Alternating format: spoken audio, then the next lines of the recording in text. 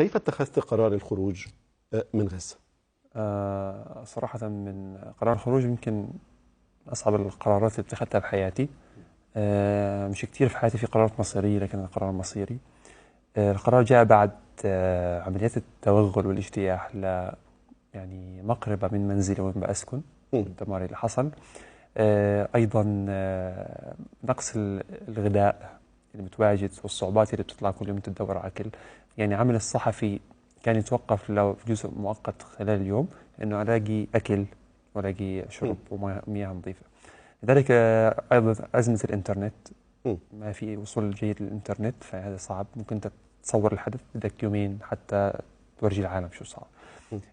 أيضا بعد 107 أيام من تخطيطي للمجازر اللي بتصير لشعبي والأهلي في غزة، وجدت أنه أنا يمكن وجودي في الخارج راح يأثر بدرجة أكبر بعد المرور هذا، ما توقفت الحرب. تمتلك تجربة كبيرة، 107 أيام.